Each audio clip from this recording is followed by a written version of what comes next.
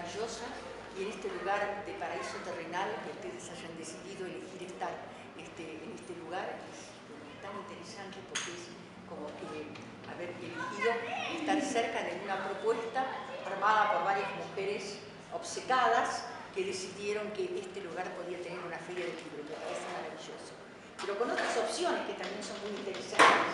Entonces, pues lo que estén acá es cosa como para celebrar.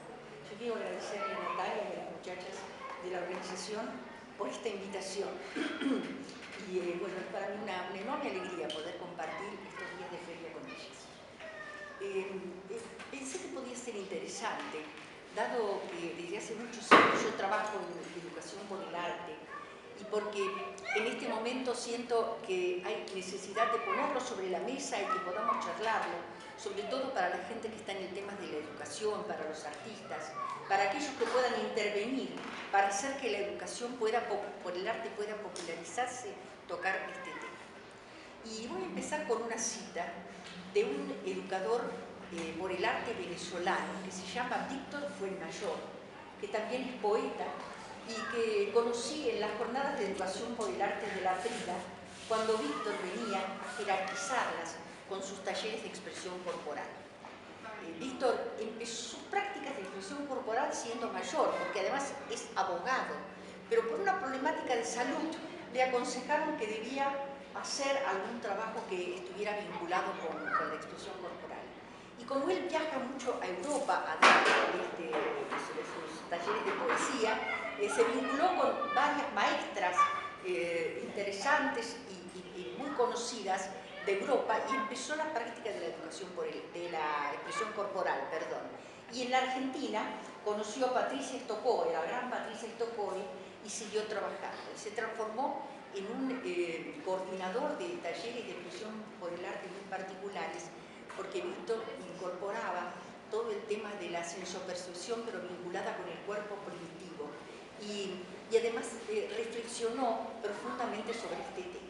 Víctor Fuenmayor dice en relación a la educación por el arte: no es nada fácil llegar a la inducción de experiencias para llegar a sensibilizar por el arte, aprender el fuego del deseo creativo.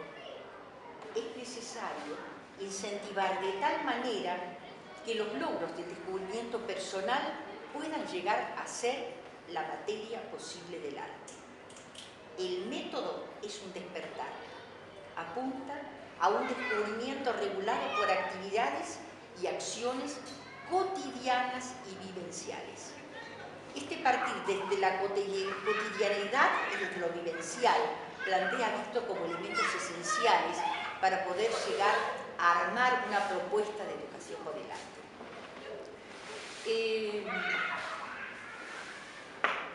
¿Qué pretende, no, la educación por el arte? ¿Qué persigue? Yo creo que persigue hacer nacer y crecer los talentos de modo armónico y conjuntamente. ¿Y por qué pensarla como una práctica emancipadora en la que no se subordinan las inteligencias a una sola, sino que se despliega una relación de alteridad? ¿Cuáles son las razones por las que valdría la pena pensar en popularizarla? Enuncio algunas hipótesis al respecto, hipótesis sobre las que estoy trabajando, y hay mucha gente que está trabajando en este sentido. Popularizarla propiciaría incorporar a la educación formal, o reemplazar más bien a la educación formal, por actividades que se sustentan evitando cualquier cuestión que margine y que tienden a desarrollar experiencias revitalizadoras, experiencias que integran y unifican a los implicados, generando un ambiente propicio para su desarrollo intelectual, independientemente de la condición social o económica de los mismos. Los lenguajes artísticos integrados permiten que sujetos de todas las edades interactúen con su entorno, interaccionen con su contexto, nombrando, significando, creando y recreando el mundo desde sus propias perspectivas, en un proceso de intersubjetividad permanente. La estimulación de estos procesos, pasos imprescindibles de la educación por el arte, son la idea que sustenta su popularización. Claro que la exploración de una vía creativa requiere primero acabar con algunos prejuicios, entre otros el que considera la creatividad como un misterio que solo aparece como inspiración en seres dotados con un talento especial.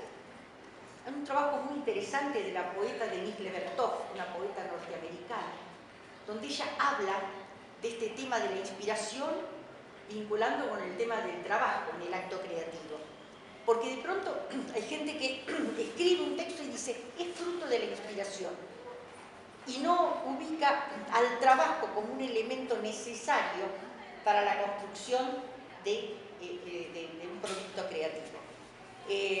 Los remito a este texto de Denise Levertov a los que estén interesados, porque acá hay gente que escribe, hay poetas, porque ella analiza sus propios textos y entonces dice que al principio le sale un texto que por ahí es muy largo y que aparece como fruto de la inspiración, pero resulta que después, cuando empieza a leerlo, a mirarlo, a corregirlo, hay un trabajo que se entrelaza, que se vincula y hace que de ese texto, que es un texto muy extenso, haya un recorte, haya una eliminación, haya una posibilidad de transformarlo en algo mucho más breve y más contundente.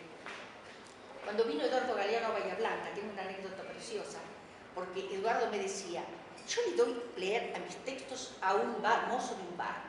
Se lo doy, decía él, porque es inteligente y honesto. Y el tipo lo mira y me dice, no, hay mucha piedra en la lenteja.